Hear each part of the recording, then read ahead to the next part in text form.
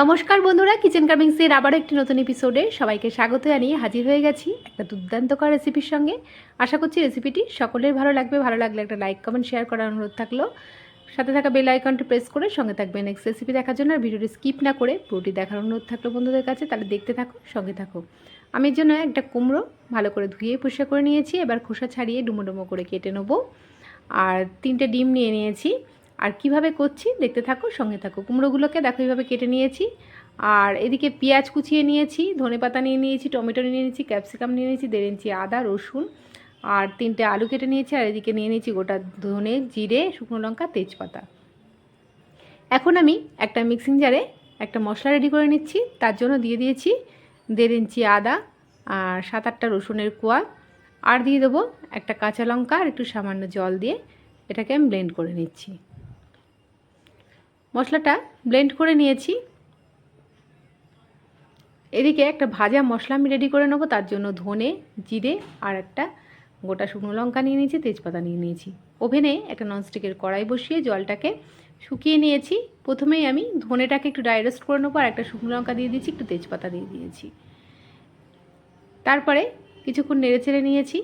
এরপরে জিরেটাকে অ্যাড করে দেবো। জিরেটা খুব তাড়াতাড়ি ভাজা হয়ে যায়, তার জন্য একটু পরে দিলাম। সুন্দর একটা ফ্লেভার আসলে এবার আমি নেড়ে চেড়ে এটাকে একটা প্লেটের মধ্যে ঠান্ডা করে নেব। তারপরে মিক্সিতে এটাকে একটু ব্লেন্ড করে নেব। খুব সুন্দর একটা স্মেল বেরিয়েছে।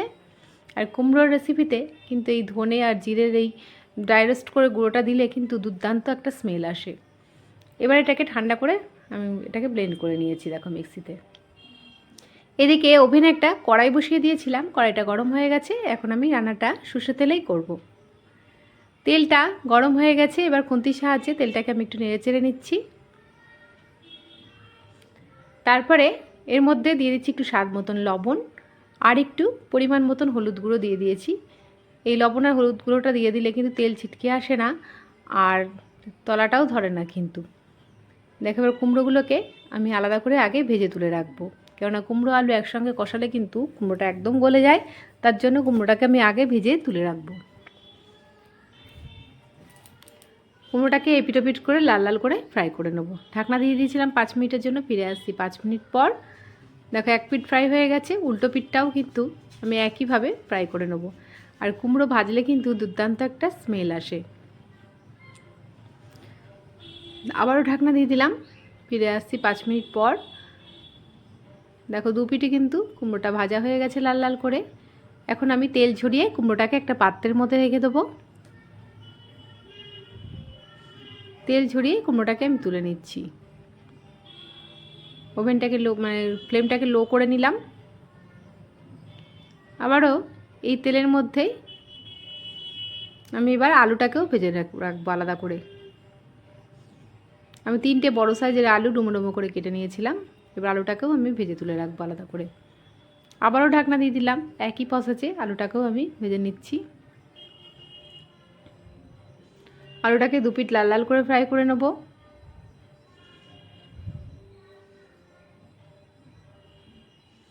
দেখো আলুটা ভাজা হয়ে গেছে। ডিম কুমড়োর এই রেসিপিটা কিন্তু খুব মজাদার একটা রেসিপি হয়। ডিমের কারি, ডিমের রেসিপি তোমরা অনেক খেয়েছো, ডিম পোচ কারি, কিন্তু এইভাবে একবার ডিমের রেসিপিটি, ডিম কুমড়োর রেসিপিটি তোমরা বাড়িতে অবশ্যই ট্রাই করবে। দেখবে 1 প্লেট ভাত নিমিশে শেষ হয়ে যাবে। আর একটু তেল আমি অ্যাড করলাম। আলুটাকে তুলে নিয়ে ফোড়নে দিয়ে দিচ্ছি একটু গোটা জিরে, একটু গোটা গরম মশলা, এলাচ, লবঙ্গ, দারচিনি আর একটা তেজপাতা।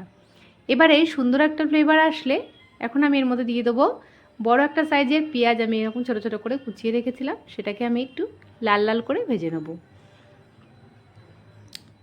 এই জিরে, তেজপাতা, গোটা গরম মশলা, পেঁয়াজের ফ্লেভারটা কিন্তু দুর্দান্ত লাগে খেতে।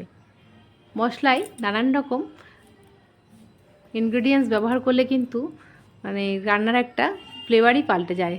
আর একটা টমেটো কেটে রেখেছিলাম, সেটাকেও আমি এর মধ্যে দিয়ে ভেজে নিচ্ছি। টমেটো আর পেঁয়াজটা ভাজা হয়ে গেলে এখন আমি এর মধ্যে অ্যাড করে দেবো যে মশলাটা রেডি করে রেখেছিলাম, সেই মশলাটা। আর একটু ধনেপাতা কুচি আমি দিয়ে দিচ্ছি এর মধ্যে। ধনেপাতা কুচিটা পরেও আমি ব্যবহার করব, একটু আগের থেকেই দিয়ে দিলাম। এই সময় ধনেপাতাটা দিলে খুব সুন্দর একটা সেন্ট আসে। আর যে মশলাটা রেডি করে রেখেছিলাম সেটাকে দিয়ে আমি ভালো করে ভেজে নিচ্ছি। আদা কাঁচা লঙ্কা এর একটা কাঁচা গন্ধ মানে চলে গেলে এখন আমি এর মধ্যে দিয়ে দেবো 1 চামচ জিরের গুঁড়ো, 1 চামচ ধনের গুঁড়ো, 1 চামচ হলুদ গুঁড়ো, আর দিয়ে দেবো ঝালের জন্য 1 চামচ লঙ্কার গুঁড়ো, নর্মাল লঙ্কার গুঁড়ো, আর কালারের জন্য দিয়ে দেবো একটুখানি কাশ্মীরি লঙ্কার গুঁড়ো, এটা আমি পরে অ্যাড করছি। মশলাটাকে খুব সুন্দর করে আমি কষিয়ে নিচ্ছি। মশলা থেকে কাঁচা গন্ধ কিন্তু ছেড়ে গেছে। সামান্য একটু জল আমি অ্যাড করে দিচ্ছি এর মধ্যে, অল্প অল্প জল অ্যাড করে আমি এটাকে কষিয়ে নেবো। আর কালারের জন্য এবারে দিয়ে দিলাম একটু কাশ্মীরি লঙ্কার গুঁড়ো, কেননা কালারটা ভালো হলে কিন্তু এটা দেখতেও খুব সুন্দর লাগে। দেখো মশলাটা কিন্তু আমার কষানো হয়ে গেছে। অল্প অল্প করে জল দিয়ে দিয়ে আমি এটা কষিয়ে নিচ্ছি। আমি কিন্তু খুব তেল ব্যবহার করি না, তোমরা জানোই রান্নায়। দেখো মশলা থেকে তেল ছেড়ে দিয়েছে। এবারে আমি ভেজে রাখা আলুগুলোকে দিয়ে দিলাম এর মধ্যে। আলুটাকে একটু কষিয়ে নেবো আগে, তারপরে কুমড়োটাকে অ্যাড করব। যেহেতু আলুটা একটু দেরি হয় সেদ্ধ হতে, আর কুমড়োটা তো তাড়াতাড়ি সেদ্ধ হয়ে যায়। আলুটাকে একটু কষিয়ে নিলাম। এবারে আমি কুমড়োটা অ্যাড করছি এর মধ্যে।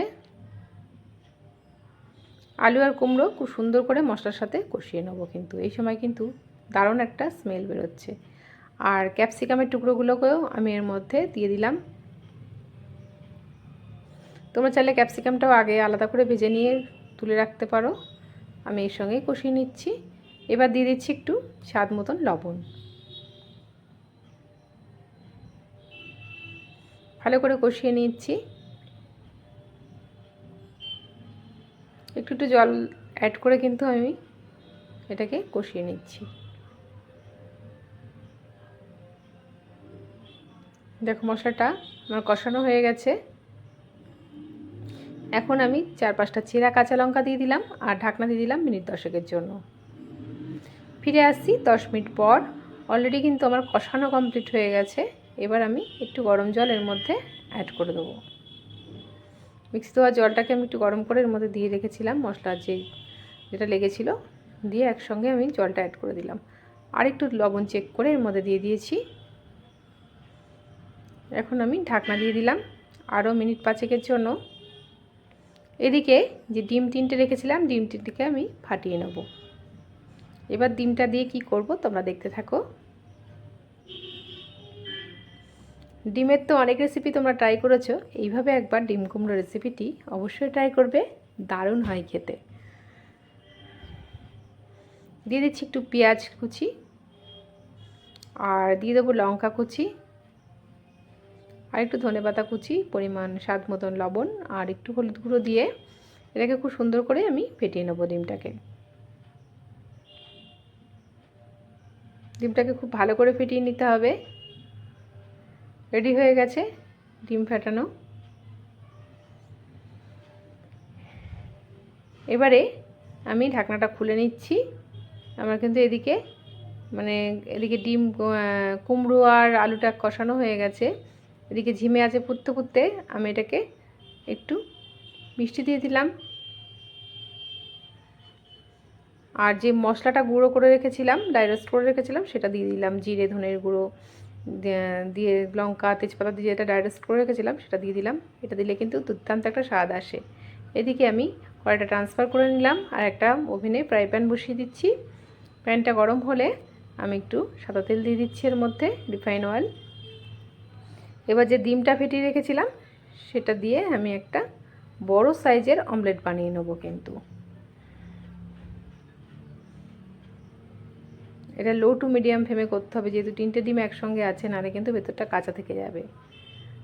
দেখো এইভাবে ঘুরিয়ে ঘুরিয়ে এরকম খুন্তিটাকে এরকম করে করে অমলেটটা আমি করে নেবো, নাহলে কিন্তু ভেতরটা পুরো কাঁচা থেকে যাবে আর উল্টানো যাবে না। কিন্তু একদমই লো টু মিডিয়াম ফ্লেমে অমলেটটাকে এইভাবে রেডি করে নিতে হবে।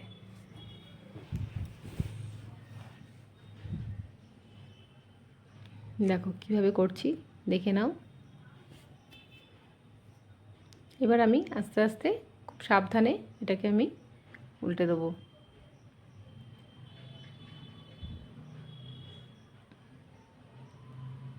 দেখো এটাকে আমি আস্তে আস্তে উল্টে নিচ্ছি। চেপে চেপে দিতে হবে যাতে ভেতরটা একটু কাঁচা না থাকে। দেখো দু পিঠি কিন্তু আমি ভালো করে ভেজে নিলাম, ভেতরে কিন্তু একটুও কাঁচা নেই। দেখো হচ্ছে স্প্যাচুলাটা চেপে চেপে করলাম। এবার আমি দেখো এটাকে সুন্দর করে পরিবারের সদস্য অনুযায়ী এটাকে ভাগ করে নেব। এবার তোমরা ডিমটা তোমাদের পরিবারের সদস্য অনুযায়ী অ্যাড করতে পারো, 3টের জায়গায় দুটোও দিতে পারো, 2টোর জায়গায় 4টেও দিতে পারো। পরিমাণের মানে পরিবারের সদস্য অনুযায়ী তোমরা কিন্তু এটাকে ভাগ করে নেবে। দেখো রেডি হয়ে গেছে। এখন এদিকে যে কড়াইটা আমি ট্রান্সফার করে রেখেছিলাম সেটাকে আমি ঢাকনা খুলে নিচ্ছি, আর এই অমলেটটাকে দেখো আমি এর মধ্যে কিন্তু দিয়ে দেবো। এইভাবে কিন্তু তোমরা অবশ্যই একবার ট্রাই করবে। দেখো দেখেই কিন্তু জিভে জল চলে আসছে। দেখো দিয়ে দিলাম, অমলেটগুলোকে দিয়ে দিলাম। অমলেট কারি তো তোমরা খেয়েছো, কিন্তু এইভাবে একবার ডিম কুমড়োর রেসিপিটি তোমরা অবশ্যই একবার ট্রাই করবে। এখন আমি আরেকটু ঢাকনা দিয়ে দেবো যাতে এই অমলেটের মধ্যে ঝোলটা ঢোকে। দেখো রেডি হয়ে গেছে। এখন আমি একটু ধনেপাতা দিয়ে দিচ্ছি ওপর থেকে। দেখেই বুঝতে পারছো কতটা সুন্দর লাগছে আর কতটা লোভনীয় হয়েছে, আর খেতেও কিন্তু দুর্দান্ত হয়। এখন আমি একটা পাত্রের মধ্যে এটা সার্ভ করে নিচ্ছি। দেখো আশা করছি রেসিপিটি সকলের ভালো লাগবে। ভালো লাগলে একটা লাইক কমেন্ট শেয়ার করার অনুরোধ থাকলো। পাশে থাকা বেল আইকনটি প্রেস করে সঙ্গে থাকবে নেক্সট রেসিপি দেখার জন্য। আর ভিডিওটি স্কিপ না করে পুরোটি দেখার অনুরোধ থাকলো বন্ধুদের কাছে। আজকের মতন এইটুকুনি, আবারও আসবো নতুন নতুন রেসিপি নিয়ে। নেক্সট রেসিপির আমন্ত্রণ জানিয়ে এখানেই বিদায় নিলাম। ভালো থাকবে, সুস্থ থাকবে, ধন্যবাদ।